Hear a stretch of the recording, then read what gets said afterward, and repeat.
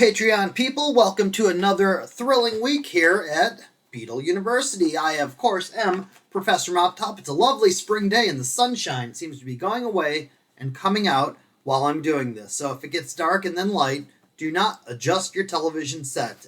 This week, you're going to get 4 hunks of awesome audio about Professor Moptop talking about one of his favorite albums, which is the With the Beatles album. The first track you're going to hear is You Really Got a Hold on Me, which is on the With the Beatles album. It was recorded in November of '62 by Smokey Robinson and the Miracles as You've Really Got a Hold on Me. George and John especially loved the song, and they would rehearse the harmonies as they would try to write songs that were their own and kind of similar. In You Really Got a Hold on Me, there's like and love, there's want and need, and the word hold, which of course is a real big Beatle word, is explored. Even though they were moving really quickly in the studio, trying to record as many songs as they could so they could get back on tour or do whatever press releases or radio show appearances that they had lined up, they recorded fantastically in the studio. And George Martin was just absolutely essential to these early sessions in terms of telling them how they could make the song better. He plays the piano on the song. In the early days of the Beatles, before John and Paul got to be before they got to be more accomplished piano players, George Martin would almost strictly play it. For the title of the song, it was slightly changed to You Really Got a Hold on Me. So technically the Beatles did You and Smokey and the Miracles did You've. The second song you're going to hear about is the Ringo cut from the album. It's I Want to Be Your Man. And much like the early live shows, they would always give the drummer a number to sing. The Ringo slot went away for a little bit as the Beatles got more popular and there was less time for them to be on stage. But when people started screaming for Ringo, the Ringo cut came back. This is a very good lesson of you can't always know what to believe for sure. Depending upon the details, it was either written for the Stones, it was finished in the back of a cab, it was finished in a studio. There's all kinds of conflicts. You'll have to decide them for yourself. But it was written for Ringo, with Ringo in mind. They gave it to the Stones, who released it in late '63, just a short time before the Beatles version came out.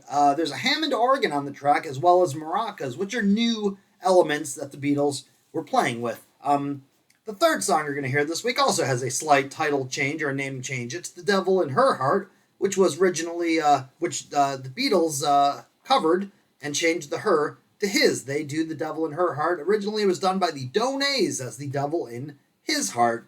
Now there's all kinds of exceptions to these rules, but each of the Beatles kind of had their own turf. And George would do the country songs, and he would sing a lot of the girl group songs as well. This is a lot because John and Paul really love doing the background vocals, as they do on The Devil in Her Heart. It was first done in 1956, and it wasn't a hit at all. It was very obscure, and a copy of it wound up in Brian Epstein's NEMS record stores. Now, before the Beatles would, when they would meet and go to shows, they would meet at the record store. They would dig through the records and find obscure and unusual stuff to cover.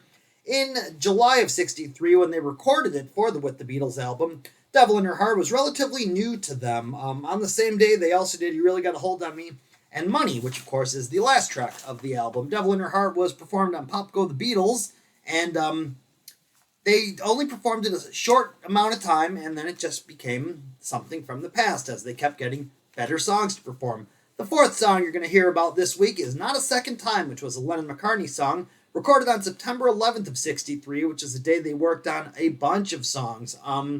It was quickly recorded, once again with the piano, from George Martin. George probably plays acoustic guitar on it. Paul might not perform at all on it, and Ringo shines extremely brightly on this song, with some really interesting, sort of jazz, sort of unusual drumming. There was an article about the song from a really reputable music critic, and this gave them a huge boost in reputation. John Lennon didn't quite understand why they were getting such great accolades, but he accepted it because, as he said, they only wanted to be better musicians and become more accepted. Very simple.